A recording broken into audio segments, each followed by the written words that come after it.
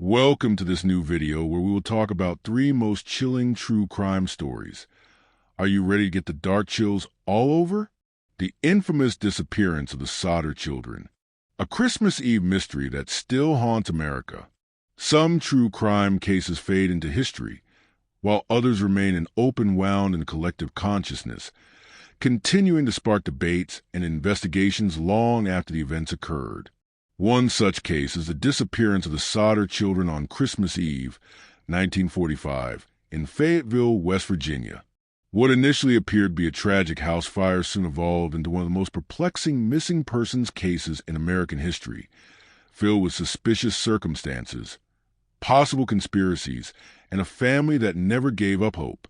The Sodder family, a picture of the American dream. George and Jenny Sodder were Italian immigrants who had built a life for themselves in the United States. George, a hard-working businessman, owned a successful trucking company, while Jenny dedicated herself to raising their 10 children. They were well-respected in their community, though George was known to have strong political opinions, particularly regarding Benito Mussolini and the state of Italy after World War II. Some believe this may have played a role in the events that followed. The night of the fire. On the night of December 24th, 1945, the Sodders' 2-story home caught fire. George and Jenny, along with 4 of their children, managed to escape, but 5 children, Maurice 14, Martha 12, Louis 9, Jenny 8, and Betty 5, were never seen again. Initially, authorities concluded that the children perished in the fire. However, as the investigation unfolded, the Sodders began to suspect that their children had not died in the blaze at all. Several unexplained details supported their suspicions. No human remains found. Despite an extensive search of the rubble, no bones or human remains were ever discovered, which was highly unusual for a house fire. The fire wasn't hot enough to incinerate bodies.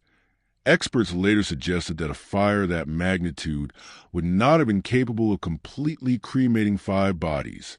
Tampered phone lines. The family's telephone lines had been cut prior to the fire, suggesting foul play. A ladder went missing. A ladder that was always kept against the house had mysteriously vanished that night, preventing George from rescuing his children from the upper floors. A stranger's warning.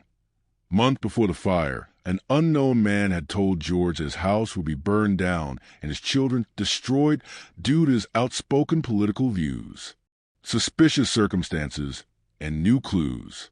As time passed, more evidence surfaced, leading the Sodders to believe their children had been kidnapped rather than perished in the fire. A sightings report.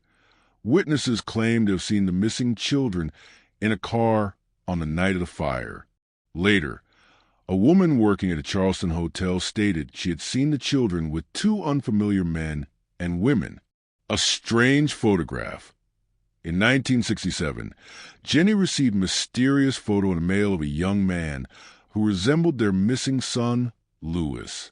On the back, it read, "Louis Sodder, I love Brother Frankie. Illo boys, a 90132 or 35. A billboard and private investigation. Desperate for answers, George and Jenny put up a billboard near their home, displaying photos of their missing children and offering a reward for information. They also hired private investigators, but all leads eventually dried up. Theories. What really happened? Several theories emerged over the years regarding the fate of the Sodder children. The mafia connection. Some believe that George's political views and conflict with fellow Italian immigrants led to his children being kidnapped as leverage or punishment. Human trafficking. Others speculated that the children were abducted and sold into an underground adoption ring or forced labor. An elaborate cover-up. Theories circulated that local law enforcement and authorities may have been involved in or covered up the crime, given the questionable investigation and lack of forensic evidence. Accidental death and concealment.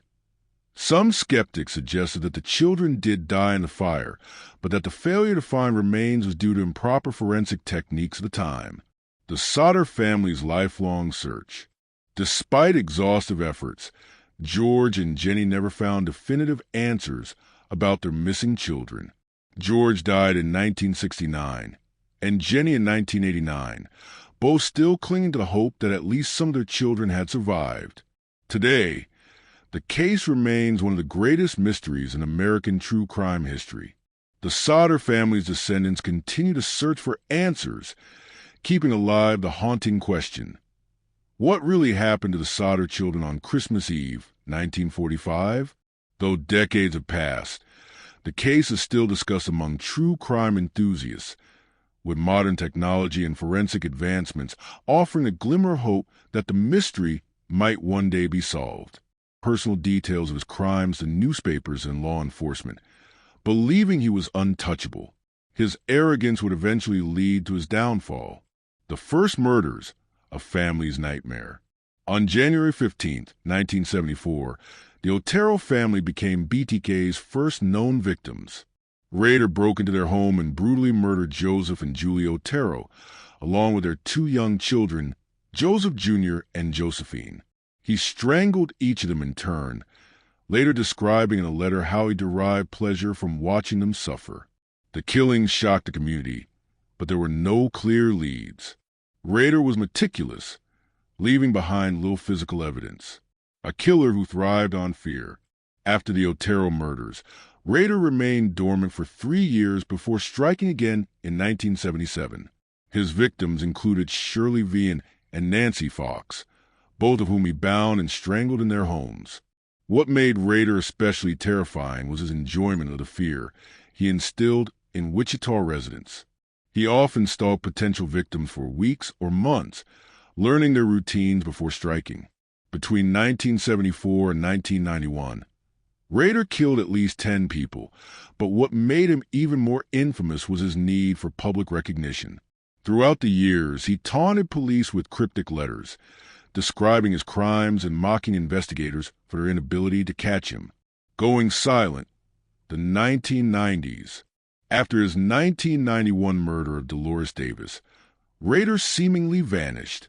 The killings stopped. He faded into the background, living what appeared to be a normal life. He was an active member of his community, serving as a Boy Scout leader and president of his local church council. He worked as a compliance officer, known for being overly strict about minor infractions, such as unkempt lawns. The idea that this ordinary-looking man could be a cold-blooded killer was unthinkable. The fatal mistake: BTK's need for attention. For over a decade, the BTK case grew cold. Then, in 2004, on the 30th anniversary of his first known murders, Rader couldn't resist resurfacing. He began sending letters again, reigniting fear in Wichita. This time, however, his arrogance would prove to be his downfall. In 2005, Rader sent a package to police, asking if they could trace a floppy disk back to him. Detectives responded in a newspaper ad, claiming it was safe to send. Rader, believing he had covered his tracks, sent a disk containing a message. However, police quickly analyzed the metadata and discovered it had been edited at a church by a user named Dennis.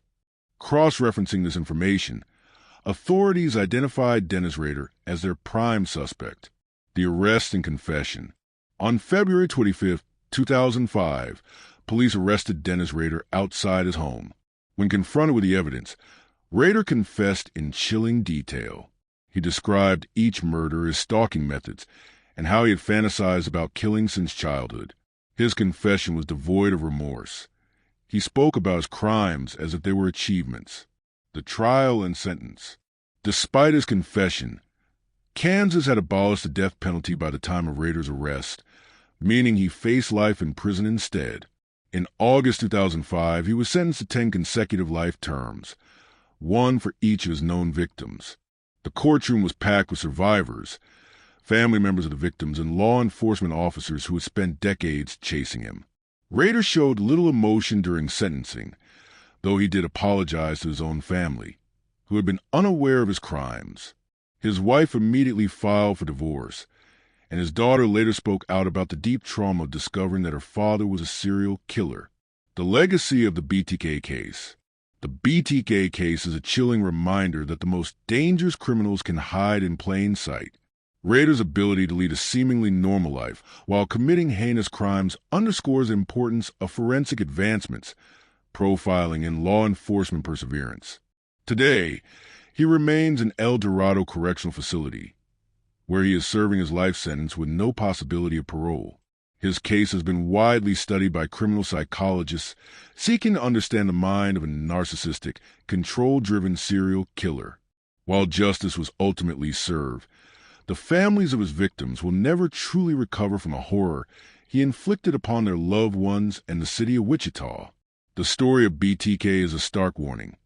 Sometimes, the most terrifying monsters are the ones who appear just like everyone else.